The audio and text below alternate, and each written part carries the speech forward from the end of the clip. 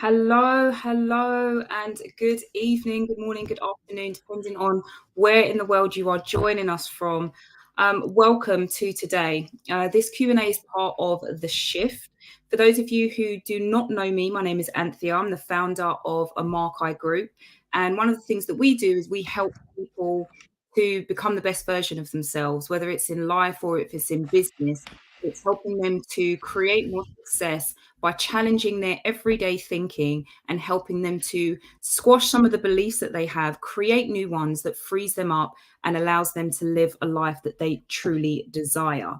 And so today I am super excited because we are, as part of the SHiFT, which is a 5-week program, looking at different dimensions essentially of our well-being. So we're looking at the finances, we're looking at mental health, we're looking at relationships, we're looking at physical health, and we're looking at the mindset and seeing how some of these different areas are the very thing that we need to focus on if we want to improve our quality of life. And of course, I could do this all day, but it would be so much better when you have an expert such as my special guest today. And I'm so excited for today's session because we are going to be talking about mental health. And I'm not going to introduce my special guest. I'm going to ask him to introduce himself so he can tell you how wonderful he is. So over to you. I think you're being too kind calling me an expert there, Anthea. But my name is Yves Lulengula. So I'm a cognitive behavioral psychotherapist. So I'm accredited. So that means that I can assess and work with people with common mental health difficulties such as depression, different anxiety disorders, and help them overcome their day-to-day difficulties to improve their life and minimize the anxiety and both depressive symptoms. So that's a bit of a background for me. At the moment, I work full time within the NHS, and I've been doing that for the last few years. I'm recently qualified, however, as a CBT for short therapist. But already there's a wealth of experience that I've gained so far, and I'm looking forward to continuing. And I'm looking forward to today's chat with Anthea because mental health, as we all know, is something that we need to advocate a lot more, and something that we recognize that a lot more of us are struggling with on a daily basis. Most definitely. Thank you so much. What a great introduction. And, just exactly like you said, it's something that we struggle with on a daily basis. And, especially from a coaching capacity and also the kind of mentoring and training that I do, I come across a lot of, especially small business owners and entrepreneurs. And a lot of the time, some of the challenges they have, they think it's to do with the thing they want to do, right? So Mm, whether you're an entrepreneur or not, it's all based on life, right? So mm, I want to grow my business. I want to start my business. I want to be in a better relationship. I want to have better friends.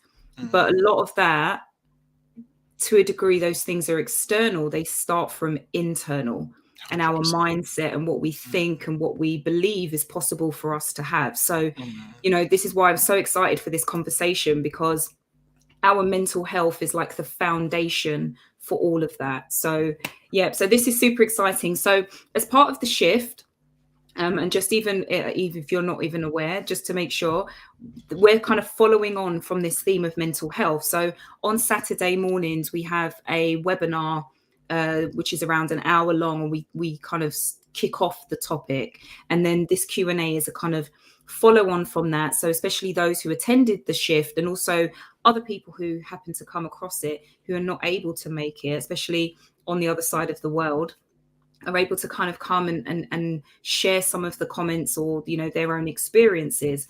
And so when we had this session on Saturday, there were a few questions that came up. mm. So what I'd really love to do is just kind of dive into those questions and get your perspective on them and see if there's anything that we can share with our audience today to help them manage those challenges in their own life. So the first question, and again, just kind of looking at mental health as being something that it is can lead to things like I think you mentioned also like stress and Mm, anxiety, depression, and even depression can lead to things like suicide. And I shared on Saturday that there's over 700 people, 700,000 people a year who die because of suicide. And so, as much as some people think, well, I don't have any suicidal thoughts, it always stems from somewhere. Mm. And one of the things that it can stem from is an inability to say no. So the first question is around boundaries, right? So how do you set boundaries to protect your mental health? The Okay. ability to say no, to Mm. to stop doing things you other people expect you to. Like, how do you go about setting those boundaries? Yeah, that's a very, very interesting question. And just going to the stats that you mentioned, 700,000, is that a global stat? I take it, isn't it? Yeah. Yeah. Yeah. I mean, that's a very interesting question going there in regards to how to set boundaries to help protect our mental health. And it sounds like that question is also perhaps directed at how to help manage our stress better on a Mm, daily basis. Because what we know is that for people who those that tend to be more likely to say yes to things, or those that find it difficult to say no, tend to also experience higher stress levels on a daily basis because we take on things which tend to be outside of our capacity to cope. So mm, our ability to cope becomes diminished because of the things that we take on. But before we even go and answer that question, I think it's important to actually acknowledge, why people might find it difficult to say no in the first place. mm, Because with cognitive behavioral therapy, a lot of the work that we do is recognize that there's two things predominantly that impacts people ability to react positively to certain situations which otherwise might cause them stress or depression. And one of the things is our beliefs, or our negative predictions, our anxieties about our own behaviors. mm, So you can ask yourself, it's like, so what do you think? So if you were to say no, an example could be in a work situation. If a boss comes to you and say, "Can you do this, Eve?" and you're thinking, "Gosh, I've got half an hour before I finish work," and in your head you're thinking, if I say no, what would my boss make of this? You know, mm, what would he think? So you start to make those negative predictions.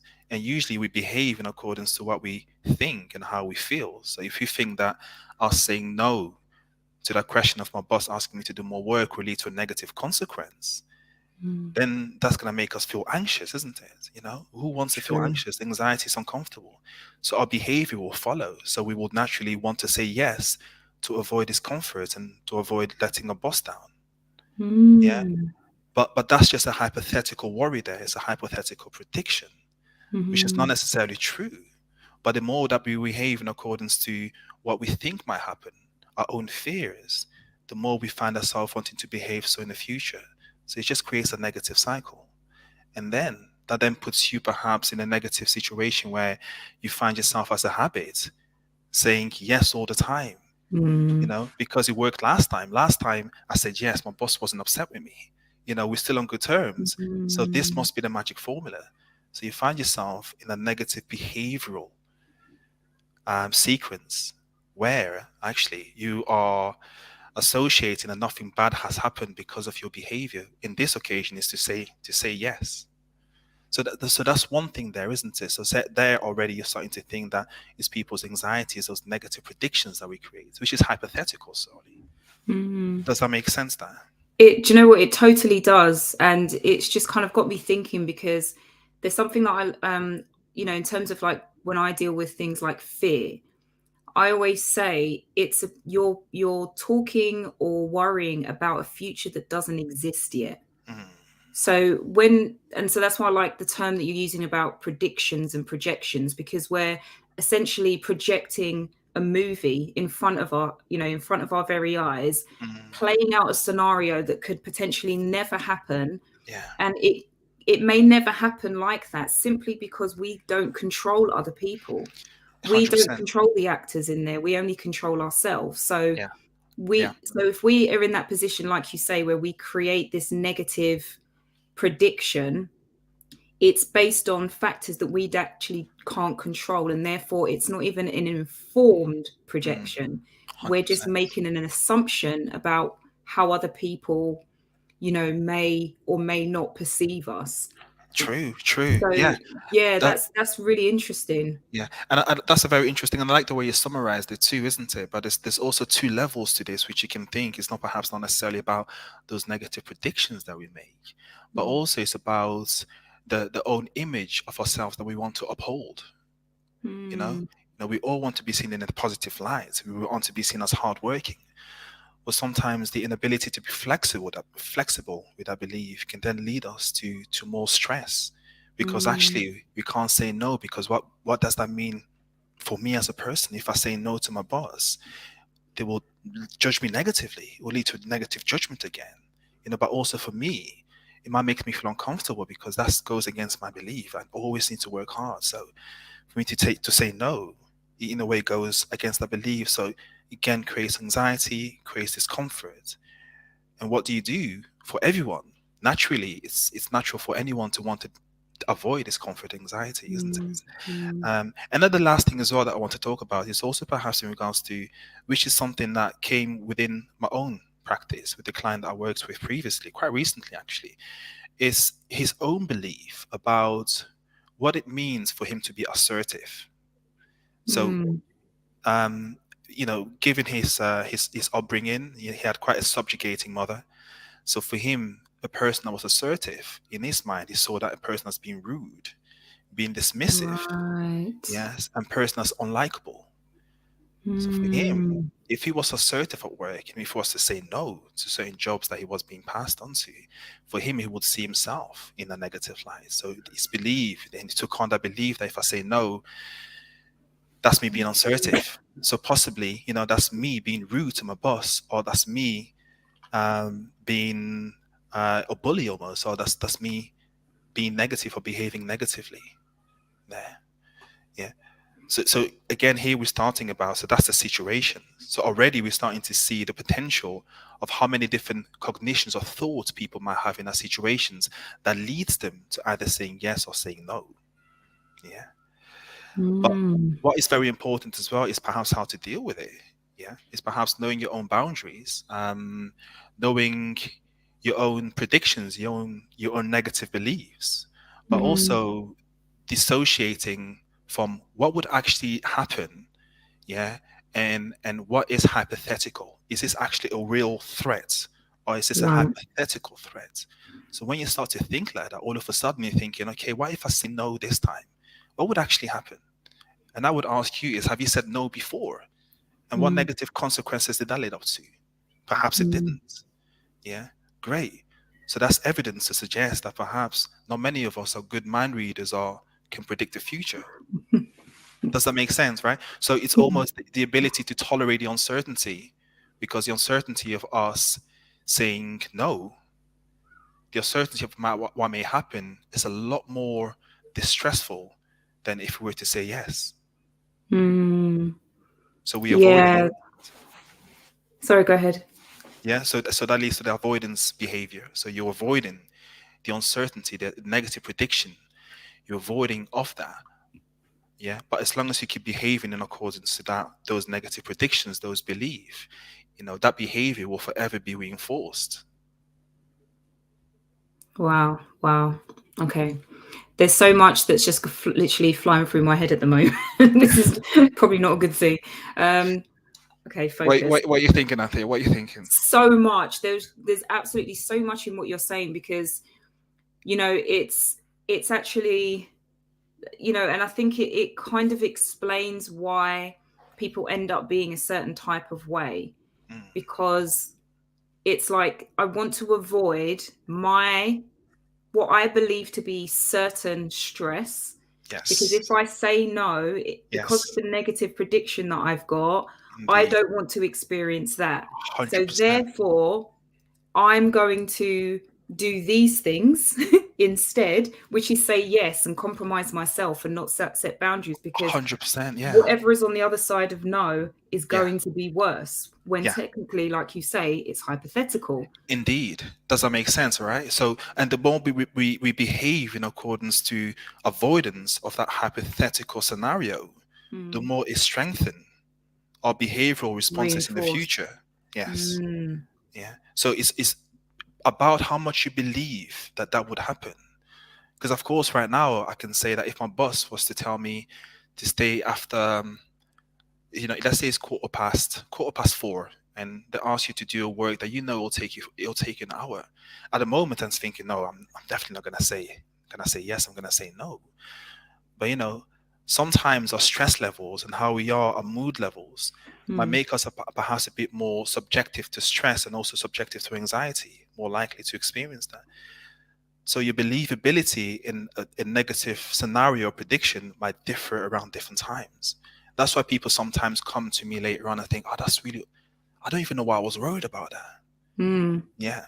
But that's yes, because at that particular time of moment, the worry was high, purely based on your cognitions, but also how much you believed in those negative predictions.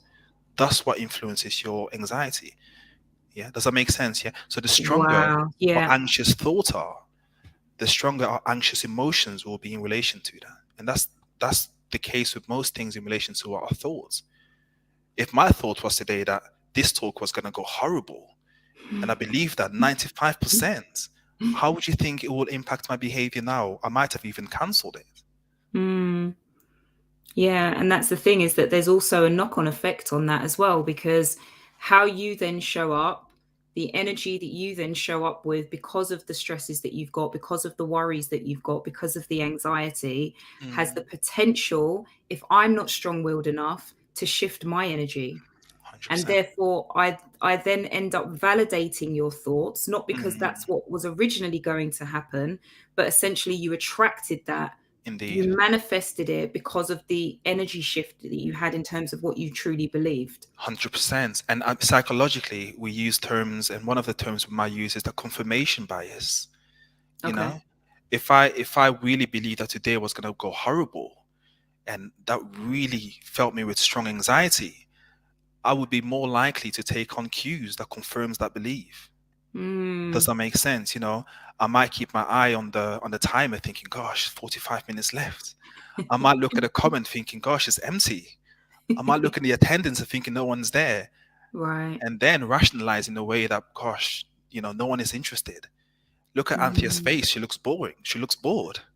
So then Mm. you take that on, isn't it? Just feeding the anxiety, but feeding the anxious thoughts, which was initially the problem there. Mm. Yeah, and Yeah. it's a bit like, and so just for the record, he's glad to be here. I am not bored. We have people watching. Please comment and add questions into the comments. Let's not confirm his bias, people. Let's not do that. But it's, like what you're saying is very similar to, this whole scenario with the, like the red car. Like you choose, the confirmation bias is, you're looking for ways to validate your thoughts. So Mm, you're looking specifically for the thing. So yeah. if tomorrow, and everyone's going to be irritated with me now, if tomorrow everybody looks for red cars, if I Mm, said tomorrow is a red car day, mostly everyone is going to see red cars, not because there's been an increase in the number of red cars, but because we've now shifted our focus and our intention to mm, look for something to validate that actually there are more red cars around today. It's not indeed. necessarily true. I just noticed them.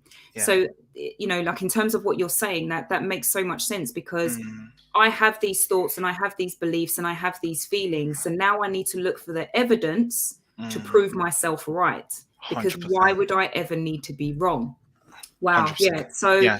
this is why Eve needs his own show, people, because there is so much in that. And yeah, there's just so much in that. So, for someone who, let's say and you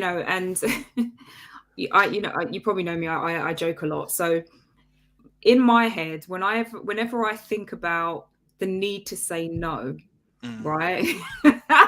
I always remember the rise of the Planet of the Apes.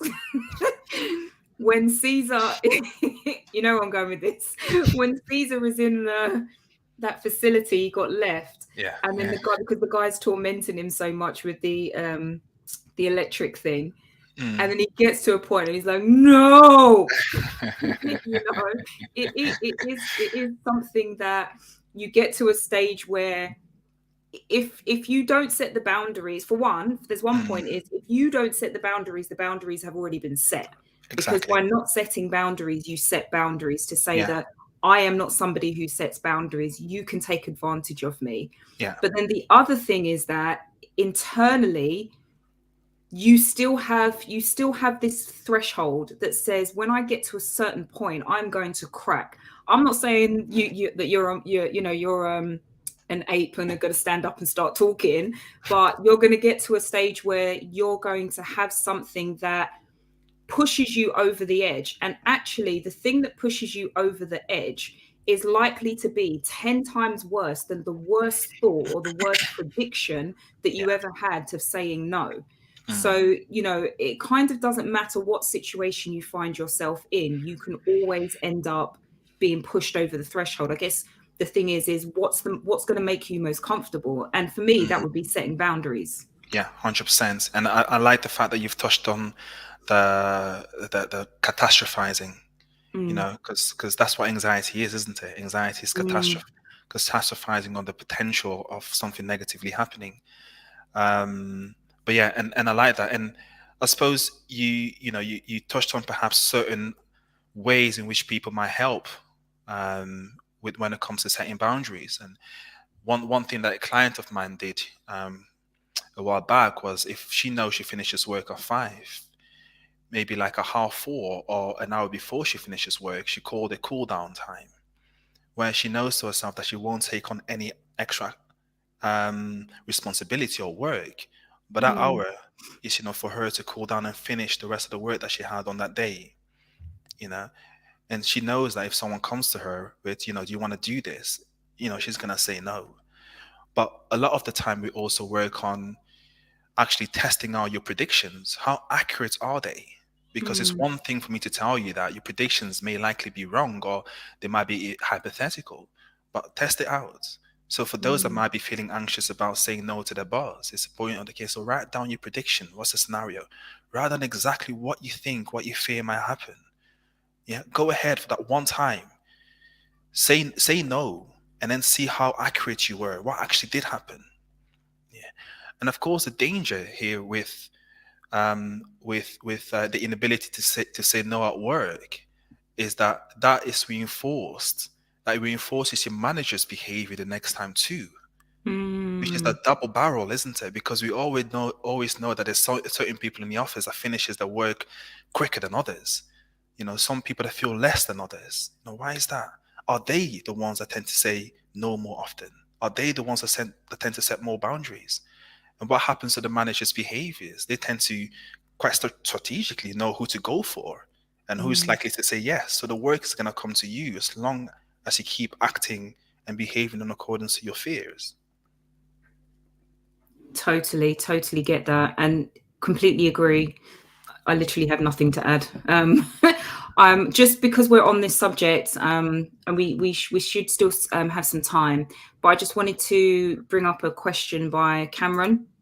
Um, and what he said is that how do we positively introduce a no or even a yes into our daily lives without provoking anxious thoughts? And I think you may have touched on that slightly in your last answer, but if you could Mm, address that, that would be great. mm.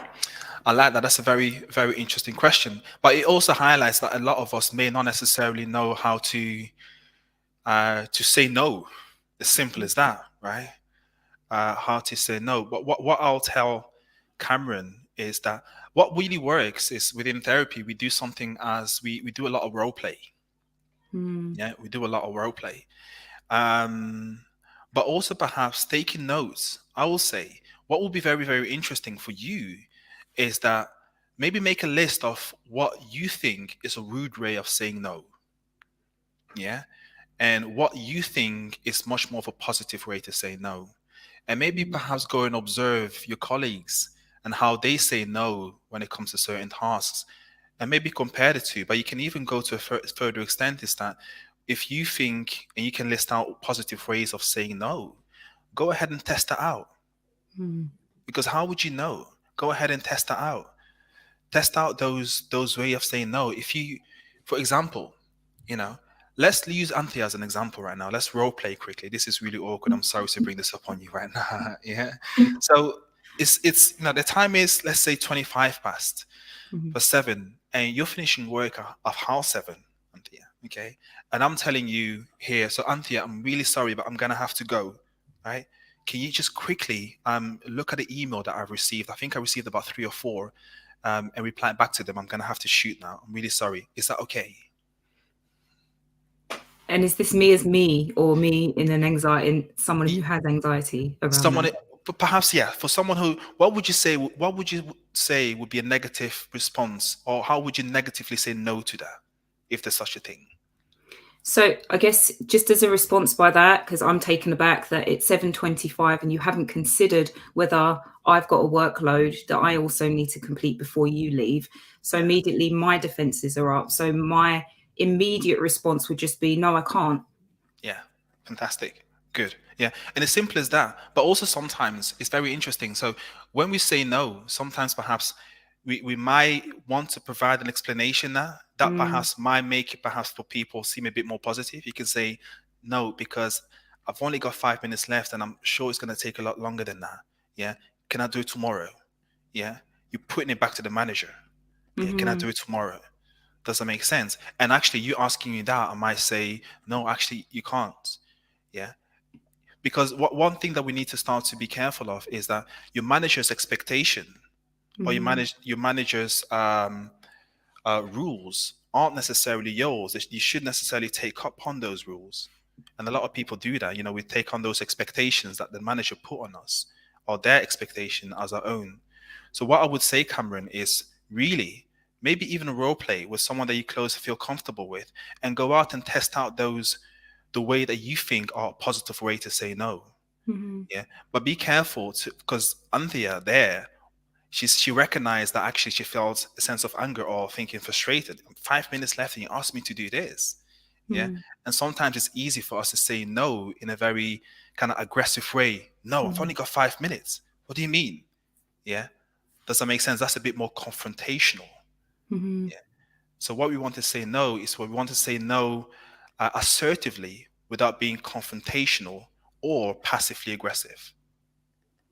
Yeah, and I think one thing that I definitely think would also help with that, and I guess for Cameron and anyone else who's watching or checking this or back on the replay, is what I tend to find is in those situations. And to be fair, I think yeah, the way in which I said that probably wouldn't be how I say it. But then I think also depending on the scenario, I'm also sometimes of the mind that no is a complete sentence.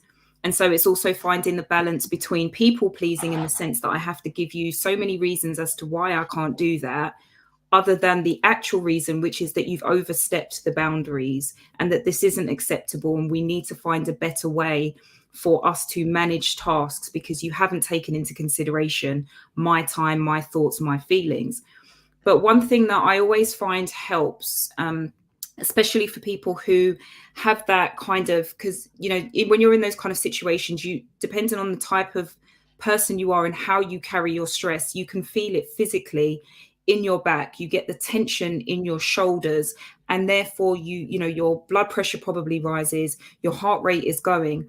And so you're stemming from such an emotional place, potentially of so much anger, that your response is just a response to you. It's not actually even what you think. You're just responding to a way of getting rid of these thoughts and feelings. Mm, So, one thing I always like to kind of offer is just remember that whatever is happening in life, it is never about you.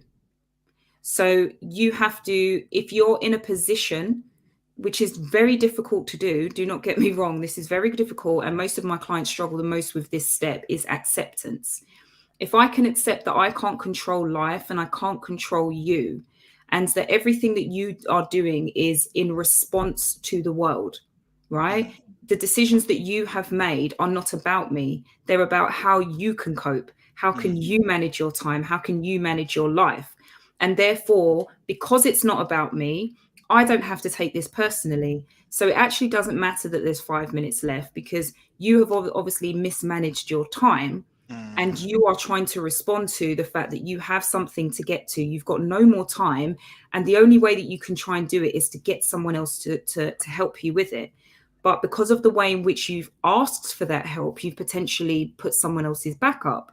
So for me in that situation, it would be the case of, are all 4 emails urgent for today? Mm. What kind of response is required, and how Mm. long do you think it will take? Mm. Because until I can get the information I need to understand how long this task will take, it's difficult for me to answer that question. 100%. So actually, it might not be no, it might be, let me know the top 2 and I will get those done, and you can do the others tomorrow. Or Yeah. you can have a conversation. But where it's very much directed one way, this is where I think a lot of conflict ends up. And this is not just about work. This is about being at home and, maybe someone doing chores, or you asking someone to do something they still haven't done it, or you having to tell your family something. It's just being in those situations where, if you can just take a moment to take a step back and say, even how, whatever I tell you, even how you respond, it's still not about me. It's about Mm. how you feel. And like you said earlier, Eves, about your response, your beliefs, and how Mm. what I have said align to those beliefs. And therefore, you then respond to that again. Fantastic. I love that. Great. And I think that what you touched up on there as well is the fact that we need to be conscious not to behave in accordance to our emotions directly. Because Hmm. if we angry that our manager's got the guts to ask us that with 5 minutes left, if we don't take back to acknowledge our anxious or angry, our thoughts and our emotion of anger, our behavior will quickly follow as well. So we just need to be aware of those negative responses mentally that's happening within us internally. Mm. But yeah, that's a very, yeah, thank you for that. Brilliant. Thank you for that. So let's move on to the next question. So the next question is, I'm doing it all or it won't get done. This probably could be me when I used to work at my last place. But you're in a position where you're taking on too much, you're spinning too many plates, you've got so much happening. Mm, How do you find balance when you know that actually, if you took a step back and didn't do something, it just wouldn't get done? okay. That's another interesting question, man. You've got loads of them, clearly. Yeah. Um, First of all, it's interesting, isn't it? Because the person asking the question is the fact that they feel like they have to do everything, right? Mm, If they don't, then nothing will get done. Yeah. Um, I'm struggling to see where the balance is there, and if the word balance is used, balanced in according to what? Because it sounds like here it's not necessarily about balance, but wanting control, mm, right? The mm, control, um, and what we tend to find with anxiety in general, when people are always on the go and always want to do things, and inability to delegate because they feel like actually if I don't do it, it won't get done. Perhaps not to the extent that I would do it myself. mhm, Is that control that comes into play, isn't it? The fact that we need to behave in a way that will give us certainty or give us control. Yeah. But with that may also come the inability to tolerate uncertainty, you know. mm, And I'll ask the question to the person is that if you were to prioritize a list of what to do, and you pick to do the 4 top things that you put on top of your priority list, what would happen if you don't do the other things? mm, Yeah. What's the worst case scenario? What would happen there? And if you have a prediction that it might happen, yeah, do you also have the tolerance to sit through the uncertainty, to tolerate the uncertainty that it might happen? Because what you usually tend to find is that what drives anxiety is the inability to tolerate uncertainty, right? Like we said in those negative predictions, like we can't tolerate the uncertainty that my boss would be unhappy, or my house would be untidy, or tolerate the uncertainty that something won't get done as well as I want to. Yeah. mm. So that's the thing. I will actually look at control. Is it more about, is it not necessarily about wanting to control everything, but more the ability to tolerate the uncertainty of not controlling everything? Hmm. Yeah. Pure gems dropped today. My gosh. Yeah. And it's interesting because I can probably relate to this question. Well, the past version of me can probably relate to this question when I used to do so much work, and it was such a thing of, it's going to take me longer to explain to somebody else how to do it, so I might as well just get it done myself. So Mm, then you're tired, you're running out of time, you're trying to do everything, and then you complain that no one's helping you, but mm, you're not giving anyone the opportunity to. And yeah, interestingly, that you did speak about control, that was definitely part of it, but I actually think part of it comes down to perfectionism, indeed. because we think, whether it's our household, whether it's actually our relationships need to be this way. We Mm, need to communicate this way. Again, control, but it's perfection. yes, It's not right unless it looks like this. So yes, whether I'm at work, whether I'm at home, if I can't make sure it's perfect, I can't relinquish control, yeah, because by relinquishing control, I cannot ensure that it's going to be perfect. And if whatever needs to be done is a representation of me, then potentially by letting go of that control, someone is going to tarnish what people know me for. indeed, indeed. Yeah, interesting you mentioned perfectionism.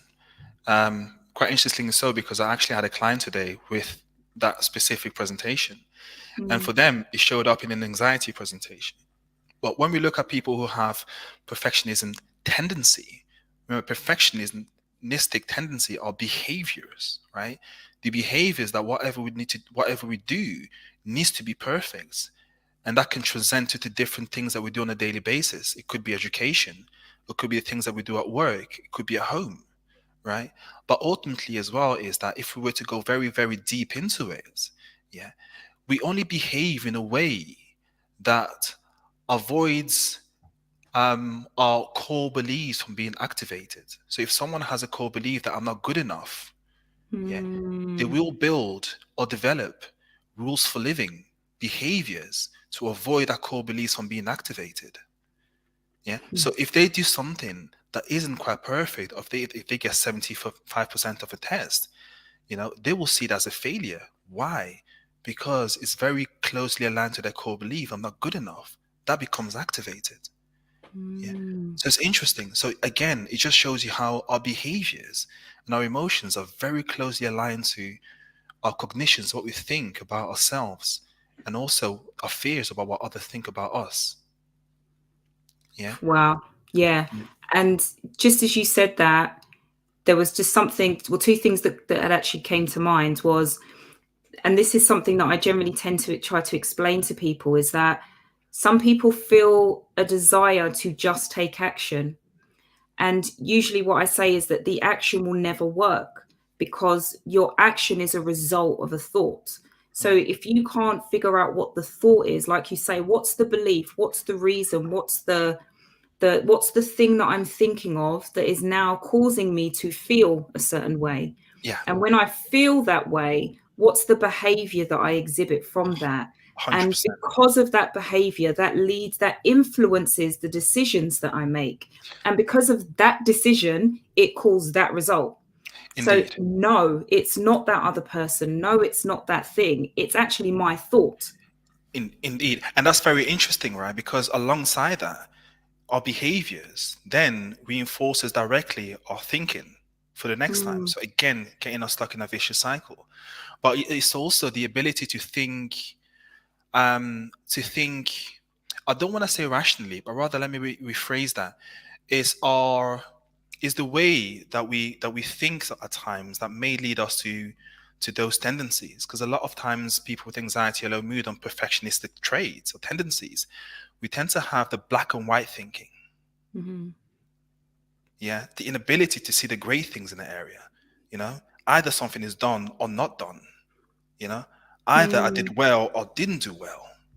Yeah, because that's ultimately perfectionism, isn't it? If you don't do something to your own standards, mm, then it isn't good enough. Yeah, so mm, that kind of black white thinking there. Yeah, but also going back to the self-confirmation bias there, which you want to avoid. If you and it's very interesting here, because we can also very biasly pick and choose things that um that go with our core belief. Yeah. An example could be, for example, let's say a very biased way of thinking could be, imagine, Anthea, you had a great day today. Let's say you had work, was fantastic, everything was great. You go back home and you had an argument with your partner. Mm. Yeah. Straight away, the negative mindset may then get you to make a general and generic statement such as today was horrible. I had such a bad day. But actually, how true is that? Mm. How true is that? How bad was the day? Was the fact that actually the 30 minutes and the argument was day, but the rest of your day was positive. Yeah. So it's that need to be careful, isn't it? How we can make those generic statements and globalize our thinking. Yeah, definitely. And just because you've mentioned that, I'm going to lead into the third question. I know we've got a couple of comments and a question in the chat, which I'll come back to in a moment. But again, this whole thing, it's very much perception. Everything is perspective, right? So if I perceive that I'm going to have a bad day or a good day, I will. Either way, I'm going to the confirmation bias that you spoke about. Whatever it is that I think, I'm going to look for ways to validate it. So if I'm 100%. choosing to have a good day, I'm going to validate that. If I'm choosing, oh gosh, it's not a great day, I'm going to validate that too. So that leads to the third question, which was, how can you choose to be positive when you're surrounded by negative people or Hmm. situations? Again, third interesting question in a row. So how can you choose to be positive when you're surrounded by negative people? Mm-hmm. Okay. Um, it's interesting within that. It also kind of says that it indicates that positivity and negativity in a way is contagious, right? Mm, Right? mm, Okay. So because and counselors might have a different approach, but because I'm very cognitively behavioral therapist, I'm thinking here is that we pick up on others behaviors and others thinking, right? If positivity and negativity is contagious, within that highlights that certain situations that we might be in, although we might start off positively, might lead to us experiencing or starting to experience negative thoughts in accordance to the situation that we're in. mm, Yeah. So again, this is very, very interesting. So what I would say here is that you might notice that depending on what friends you're with, some friends make you feel good. Yeah. Why is that? And I can tell you this most likely is because those friends that make you feel good also bring up positive thoughts in association with that positive emotion. mm, Yeah. Those friends that perhaps make you feel negative, what is it about them that makes you feel negative? Well, maybe they just talk negative all the time, or perhaps maybe I don't feel comfortable around them. Yeah. mm, So what kind of thoughts does that bring up? And again, your emotion impacts and your behavior impacts. But maybe my behavior is impacted in a way that I feel like I can't be myself around them. Yeah. mm, Okay, fantastic. So, what is it about them that makes you feel you can't be yourself? Yeah, what's the mm, threat? What's the anxiety about being yourself around them? Well, maybe they will judge me negatively or make comments like, "Why are you always positive?" So again, that's a scenario. So what I would mm, usually say is that, okay, so perhaps we need to be conscious of and conscious of our own energy, and maybe even start to set boundaries and limit the amount of time we spend with friends or people that we think can yeah. impact our emotions negatively. Yeah. So that's one thing that I would suggest. And of course, there's many things to go through, but I suppose it also depends on each and individual person, you know, Mm, because our yeah, our, most our definitely. cognitions and our beliefs and the situation might be different. But that's one thing. Just be conscious and know your triggers. Know who of your friends takes away from your positivity and who actually adds to the positivity. And according to that, make Mhm. that executive decision to distance yourself at times where you feel like actually today my mood is very low. Yeah, spending time with them is just gonna make me feel even worse. Then make that decision. Yeah, completely agree with that. And it's so interesting because actually, what we're covering on Saturday is the webinar is It's Not Normal, and it's talking about toxic relationships. And one of the things that generally I generally tend to advise in that area is it's about energy as well. It's about you know, protecting your own energy, because there are going to be people who drain you. They're going to be people who energize you. And there is a quote by Jim Rohn that says, "You are the sum of the 5 people you spend the most amount of time with." So if you spend your time with 4 negative people, they don't come up to your level of positivity, they bring you down to their negativity. If you surround yourself with successful people, positive people, encouraging, uplifting people, they are the ones that you're going to essentially be influenced by, and therefore that's going to bring more of those characteristics and traits out of you. So it's so important to think about who it is that you are surrounding yourself with, so that when you are dealing with, and this is one thing that I think people need to understand, that mental health or life in general is a complete and utter maze, and you are not going to be able to fix everything in one go. So what you're looking for is finding ways to make improvements on a daily basis. So yes, you might still be saying yes to your manager, but actually you might be disassociating yourself with friends who are negative. Look at that as a positive thing, because you are still now reducing the amount of anxiety or the amount of stress that you've got. So just figure out what's the one thing, what's the one area, what's the one, challenge that you can try to overcome now. And eventually you'll get to a stage where you're able to do all of these things. So I'm just going to jump into the chat. We've still got a few minutes left to talk about this. So I just want to go back and one comment, and then I'll bring up the question by Dorothy. So Sharon had mentioned that I was thinking it was perfection too. That's definitely my problem. It's not trusting others to do something to my level. So just one quick thing that I'll mention on here, and just, get one quick thought for you on here is, I have this thing of saying perfection doesn't exist. It exists only to you, because what you believe to be perfect is based on what you believe to be good enough. And your desire for something to be good enough is based on your upbringing. What you were told, like the example you gave, someone who's got 75%, that's not good enough. But then to someone else, that is absolutely amazing. You've tried your best. So what then becomes the benchmark for perfection will differ. So therefore, when we spend so much time working on things in order to make them perfect, the question I want to ask is, perfect for who? Because the way in which they will measure what you have done is completely different to how you have presented it.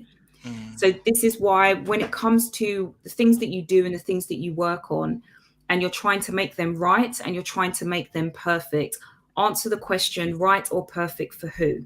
Because whoever looks at it will always find fault, simply because they're using a different evaluation sheet, right? They're looking at 100%, a yeah. different way of measuring what perfection is. Mm. So I don't know if you want to have a quick comment on that, and then I can bring up the question. Anything you want to add to that? Nah, I agree with you. I was just thinking as well. I mean, Sharon, that's an interesting statement, and I agree with Anthea, is that perhaps a lot of it will be to do with your own cognitions and your own belief about that. Um, but yeah, but that's interesting. But that's something definitely within therapy, CBT, for example, that you'll delve deeper into that and challenge some of your behavior associated to that belief and that behavior of perfectionism. Thank you for that. So we've got about 10 minutes left. So I just want to bring up one more question. And this is from Dorothy, who is asking, when we're talking about setting boundaries and saying no, it's like, great. But what happens when you're in a situation where you can't say no, and it's built up stress and fear? Okay. And in a way, I have different challenges to that question, in the sense that there is never a situation you can't, because you always can make a choice. It's what the consequence of that choice, etc., is. So that's how I would initially challenge that question. But what are your immediate thoughts on that? First of all, just want to extend my sympathy. Sounds like a difficult situation. Can bring the question back again, Anthea. Let me see if I can break it down. Yeah, there we go. Yeah, and I agree with you. Is that I cannot say no, isn't it? There, and again, that for me already starting to think. Okay, so what would happen if you say no? Kind of Mm, explore that anxious predictions, or it might be that they are in real danger. And if that's the case, it's almost problem solving, and see if you can actively do something about it. But also, my question is actually how healthy, if it's a job, is how healthy is the job to you when it comes to long-term stress and long-term anxiety and depression? If you feel like actually you're in a situation mm, where you actually can't say no, which for me is quite difficult to understand, isn't it, Anthea, as well? But for me, I would mm, question actually, is there something about the situation that you need to consider or reconsider? mm. Yeah, I hope Doris, that's kind of given you some insight in there. Is, maybe, looking at it from a slightly different perspective in, what would happen if you did say no, and also for your own mental health and your own, well-being. Do you want to be in a place where there is only one way? Indeed. If yes is the only answer, is that somewhere that you can thrive? Is it somewhere you can grow? Is that Indeed. somewhere that's going to nurture you? And is that going to help you become a better person, to be better at your job? Yeah. And does that way of thinking enable you to also improve relationships with others? Yeah. Because as Indeed. Eve said, if this is the behavior that you're exhibiting, you're reinforcing the thoughts. And therefore your fear of saying no at work may lead to your fear of saying no in life, and then Mm, that may impact your relationships. It impacts your ability to say no to, and this isn't specific to you, Doris, this is more of a generic comment, but no to eating something that you know is unhealthy, no mm, to buying that thing that you know you can't really afford, mm. no to, if we get into the habit of not being able to say no, we then no longer have boundaries.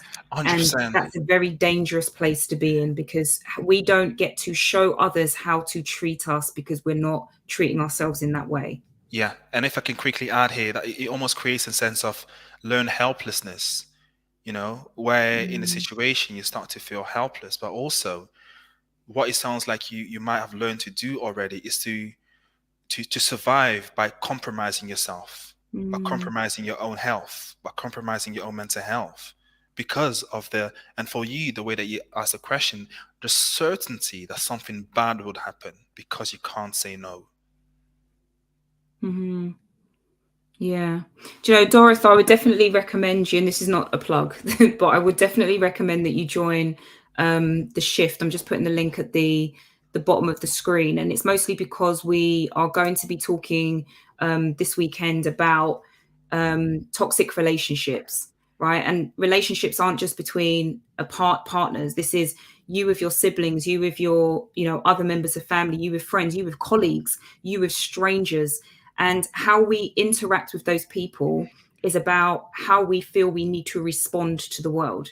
In order Mhm. for us to feel like we are navigating and coping with this world, we have these sets of responses.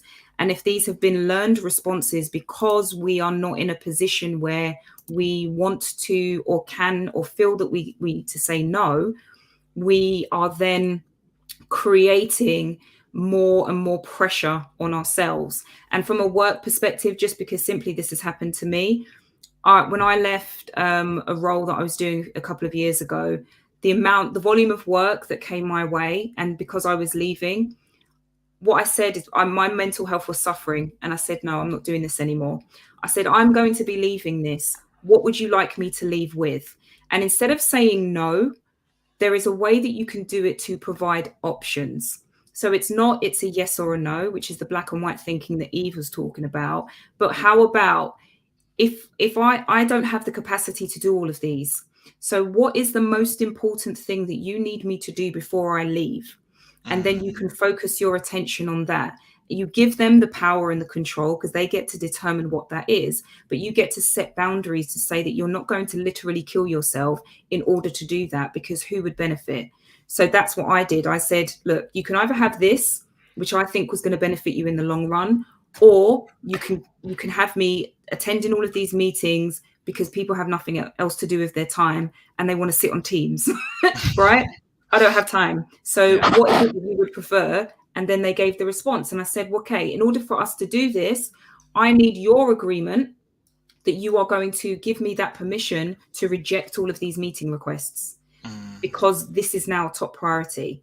And so that's what got done. So it's about communication. It's about managing expectations and being clear about what's the outcome if I continue in this way. So I'm just a bit wary of time. Yeah, last thing So to add quickly, yeah, go just ahead. one thing here. I think the rest, what you might also find beneficial, there's a technique that we use in CBT called assertive defense of the self.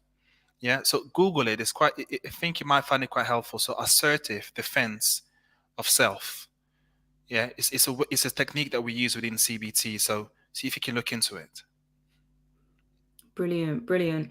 So, wow, this has been such an interesting conversation. I can't believe it's time already. I think when we looked at it, it was like 7 minutes past. I'm like, oh, we've got loads of time. Then you made that comment about 25 past. Yeah, we've got loads of time. And I'm like, And now what? it's Time's 5 to. running out. So I hope those of you who've joined today found this really useful. And just in a kind of quick one-ish minute summary, we've talked about a lot. We've dived into a lot of different topics, a lot of different concepts, and you've shared so much knowledge. Honestly, there's been so many mind-blowing moments in this. I'm sure some of you are going to want to watch this back, and I'm going to leave this on the channel, so feel free to come back and watch this another day. It's not going to be taken down anytime soon. So what would you, in a kind of like 1 minute summary, what would you say are your top 3 takeaways from today that you want people to go away with, who potentially in situations where they feel like they know their mental health is suffering, but they feel like they're stuck and they're not quite sure how to, make those shifts? Okay. So the first thing that I will do, I would kind of highlight is to be aware of your thoughts. To be aware how your thoughts can impact your emotions and your behaviors. Be really, because if you have anxiety or if you're feeling anxious, be aware of what negative predictions are you making. What is the uncertainty within a situation, and really trying to see if you can distinguish, is this an hypothetical worry or is this a real worry? And hypothetical worry usually are future based, those predictions, and it also usually means that we don't have any control over them. We can't actually do something about them. Yeah. So if it is a worry that you can do something about, I would recommend for you to problem solve that as soon as possible, or plan to problem solve it, because then we have the danger of actually avoidance, or we also have the danger of putting it off. Yeah. And the second thing is be aware how our behavior at times, although we might intend for it to be beneficial, can indeed sometimes reinforce our anxious predictions or negative mood. So an example could be with depression. With depression, it's very common for people to feel like they don't want to do anything. Things are pointless. Why should I do it? But what we do know is that with depression comes loss of motivation. With loss of motivation comes inactivity. So you find yourself stuck in a vicious cycle. But the difficult thing is with depression, the more you do, the better you feel. So to go against that, and actually knowing that actually my behavior here by not doing anything isn't providing me with that positive emotions of dopamine and serotonin. Yeah. And same with anxiety, the negative predictions. Are you actively behaving in accordance with the predictions you're making, which just keeps strengthening the anxiety? What would actually happen if you were to test that prediction? Yeah. Because remember, the more we avoid, because of our anxieties, the more we also start to underestimate our own ability to cope in such situations. Yeah, we're not saying that actually your worst case scenario might not happen. Perhaps it will.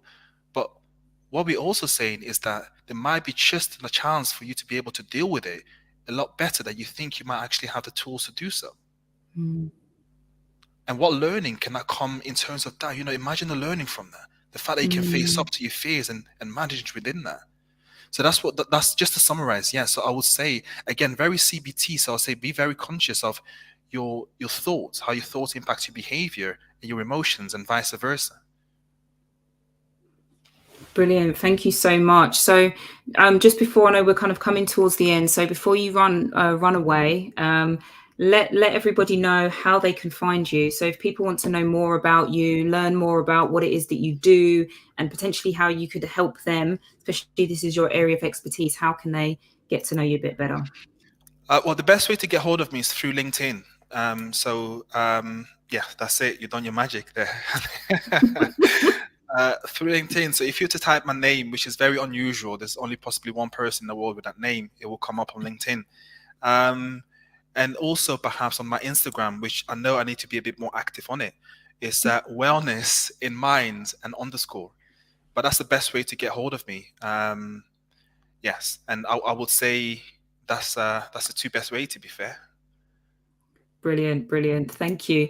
So yeah, I mean, this has been just, I absolutely love speaking to you.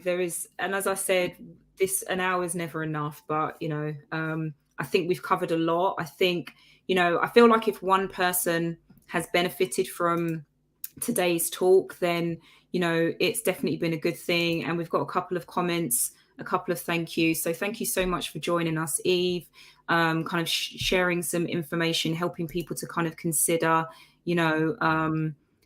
how they could potentially do one thing differently. I think this is really, really beneficial because remember, everything starts from the thought. So it's not always in the action. Come back and start from the thought. What am I thinking? And that's leading to the actions that I've got. And so again, thank you so much, Eve, for joining today. Thank you, everybody, for joining on whichever platform you are on. And remember that the SHiFT is still ongoing. It ends on the 13th of April. So over the next week, we'll be talking about toxic relationships. So we'll be talking about what do you do when people around you are negative? What do you do when you find yourself in positions where people are manipulating you and you've decided you want to be successful, but no one else around you does? And how do you start to build a network of people that can actually help you to achieve the things that you want? So we'll be having the webinar on Saturday and then another Q&A this time next week, talking about all of that stuff as well. And then following that, we'll be looking at physical health. So again, you talked about inactivity. So how important is it to be physically active without thinking that you've got to go to the gym 7 times a week and eat salad? Like Is that directed at me, Anthea? I was going to say, if any of you actually get the chance to see Eve, you'll see that he's always in the gym, probably at least 7 times a week. But this is not the only way to be healthy, people. This is just one way. And I think it does come back to the thought, what things that make you think better. And if it's working out, do it. If it's going for a walk, do it. Our mental health is our greatest asset. And if we don't find the time or make the time or fight for it, it's going to be stripped away.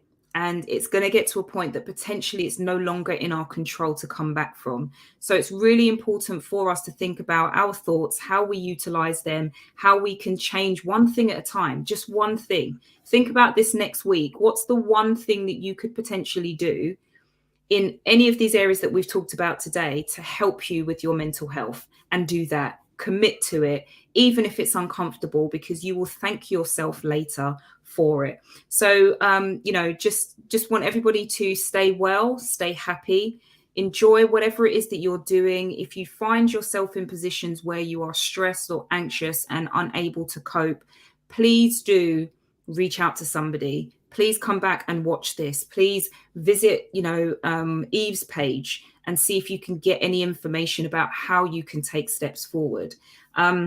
So this has been such a great session. Thank you so much, Eve. You're more than welcome. Can I just say thank you very much for having me on here, Anthea? Anytime, literally anytime, because we've not even scratched the surface. We haven't even touched the surface. There is just so much more that we could talk about. And so, it's just been a pleasure to have you here. Pleasure to have these discussions. And it looks like in the comments, everyone's so pleased that you've been here and dropped so many insights. So thank you so much. So again, just go out and protect yourselves, people, because the world will be against you and quite easily just allow you to deteriorate and fall off by the wayside. But you are destined for more. You have been given a purpose that you need to fulfill, and you need to be of sound mind to do so. So fight for it, because someone will always benefit from you pursuing your purpose. So have a great evening, great afternoon, depending on where in the world you are. And we will see you again soon. Take care, everybody. Thank you. See you later, guys. Bye-bye. Thank you.